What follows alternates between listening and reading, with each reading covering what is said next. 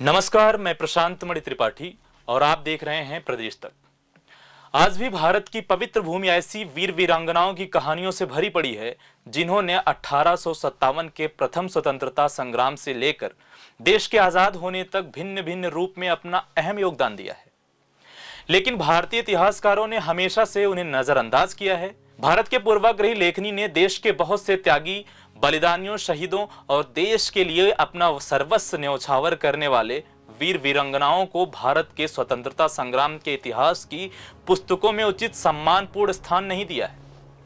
परंतु आज भी इन वीर वीरांगनाओं की शौर्यपूर्ण गाथाएं भारत की पवित्र भूमि पर गूंजती हैं और उनका शौर्यपूर्ण जीवन प्रत्येक भारतीय के जीवन को मार्गदर्शित करता है। ऐसे ही 1857 के प्रथम स्वतंत्रता संग्राम की एक वीरांगना है रानी अवंतीबाई लोधी, जिनके योगदान को हमेशा से इतिहासकारों ने कोई अहम स्थान ना देकर नाइंसाफी की है। आज देश में बहुत से लोग हैं जो इनके बारे में जानते भी नहीं हैं, लेकिन इनका योगदान भी 1857 के स्वाधीनता संग्राम की अग्रणी नेता वीरांगना झांसी की रानी लक्ष्मीबाई से कम नहीं है। वीरांगना अवंतीबाई लोधी आज भी लोक काव्य और नायिका के रूप में हमें राष्ट्र के निर्माण, शौर्य, बलिदान व देशभक्त की प्रेरणा प्रदान कर रही हैं। महारानी अवंतीबाई लोधी का जन्म पिछड़े वर्ग के लोधी राजपूत समुदाय में 16 अगस्त 1831 को ग्राम मनकेहड़ी, जिला सिवनी के जमींदार राव जुझार सिंह के यहाँ हुआ था। वीरांगना अवंतीबाई लोधी की शिक्षा दीक्षा मनकेहड़ी ग्राम में ही हुई।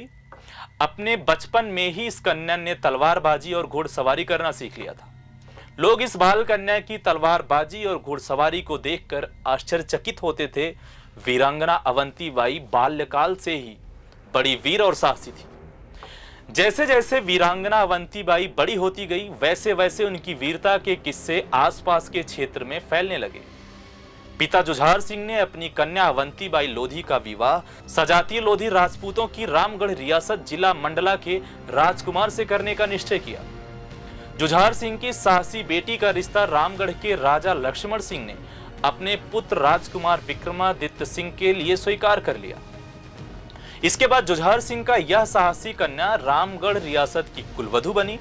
सन 1850 में रामगढ़ रियासत के राजा और वीरांगना अवंतीबाई लोधी के ससुर लक्ष्मण सिंह की मृत्यु हो गई और राजकुमार विक्रमादित्य सिंह का रामगढ़ रियासत के राजा के रूप में राजतिलक किया गया। लेकिन कुछ सालों बाद राजा विक्रमादित्य सिंह अस्वस्थ रहने लगे।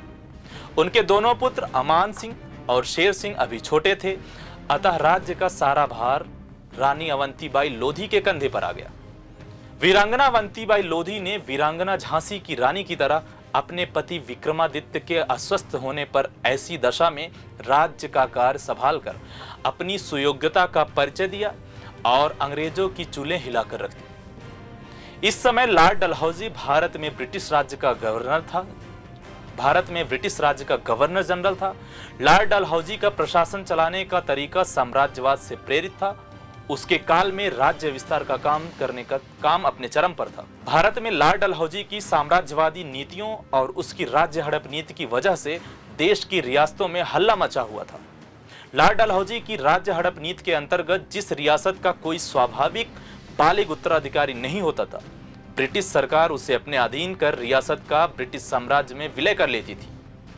इसी हड़प नीति के चलते अंग्रेजों ने भारत की कई रियासतों को हड़प कर चुके थे। इसी के चलते रामगढ़ की राजनीतिक स्थिति का पता जब अंग्रेजी सरकार को लगा तो उन्होंने रामगढ़ रियासत को कोर्ट ऑफ वार्ड्स के अधीन कर लिया और शासन प्रबंध के लिए एक तहसीलदार को नियुक्त किया। रामगढ़ राज परिवार को पेंशन दे दी गई। इस घटना से रानी वीरांगना अवंतीबाई लोधी काफी दुखी हुई, परंतु अपमान का घूंट पीकर रह गई। रानी उचित अवसर की तलाश करने लगी। मई 1857 में अस्वस्थता के कारण राजा विक्रमादित्य सिंह का स्वर्गवास हो गया।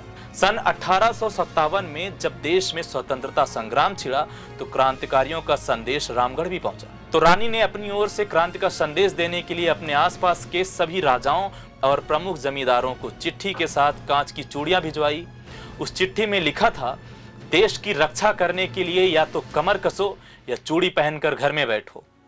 तुम्हें धर्म ईमान की सौगंध, जो इस कागज का सही पता बैरी को दो। कई दिनों तक रानी की सेना और अंग्रेजी सेना में युद्ध चलता रहा। जिसमें रीवा नरेश की सेना अंग्रेजों का पहले से ही साथ दे रही थी।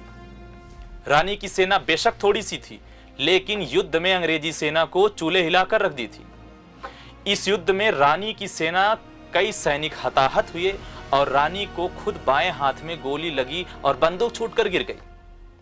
अपने आप को चारों ओर से घिरता देख वीरांगना अवंती बाई लोधी ने रानी दुर्गावती का अनुकरण करते हुए अपने अंग रक्षक से तलवार छीनकर स्वयं तलवार भोंककर देश के लिए बलिदान दे दिया। उन्होंने अपने सीने में तलवार भोंकते वक्त कहा कि हमारी दुर्गावती ने जीते जी वैरी के हाथ से अंग न छुए जाने का प्रण लिया था। इसे ना भूलना। उनकी यह बात भी भविष्य के लिए अनुकरणीय बन गई। वीरांगना अवंतीबाई का अनुकरण करते हुए उनकी दासी ने भी तलवार भोंककर 20 मार्च 1858 को वीरांगना अवंतीबाई लोधी के साथ अपना बलिदान दे दिया और भारत के इतिहास में इस वीरांगना अवंतीबाई ने सुनहरे अक्षरों में अपना नाम लिख दिया। मरते मरते ऐसा कर वीरांगना अवंतीबाई लोधी ने अपनी वीरता का एक और मिसाल पेश की। निसंदेह वीरांगना अवंतीबाई का व्यक्तिगत जीवन जितना पवित्र, संघर्षशील तथा निष्कलंक था, उनकी मृत्यु भी उतनी ही वीरोचित थी।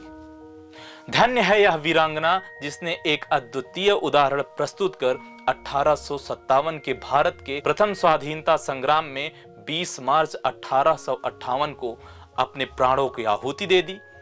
ऐसी वीरांगना को देश की सभी नारियों और पुरुषों का अनुकरण करना चाहिए और उनसे सीख लेकर नारियों को विपरीत परिस्थितियों में जज्बे के साथ खड़े रहना चाहिए और जरूरत पड़े तो आत्मरक्षा व अपने स्वाभिमान की रक्षा के लिए वीरांगना का रूप भी धारण करना चाहिए। 16 अगस्त 2020 को ऐसी वीरांगना 189वीं जन्म जयंती को उनको शत शत नमन और भावपूर्ण श्रद्धांजलि। इसी के चलते रानी अवंतीबाई लोधी के बलिदान दिवस पर आयोजित कार्यक्रम में मुख्यमंत्री शिवराज सिंह चौहान शामिल होने के लिए जबलपुर पहुंचे। कार्यक्रम में मंत्री करीब 1.5 घंटे रुके, जहां उन्होंने रानी अवंतीबाई के बलिदान पर प्रकाश डाला। अगर आप ये वीडियो फेसबुक पर देख रहे हो तो हमारे चैनल को लाइक करें, इंस्टाग्राम पर देख रहे हैं तो फॉलो करें और यूट्यूब पर देख रहे हो तो हमारे चैनल को जरूर सब्सक्राइब करें। धन्यवाद।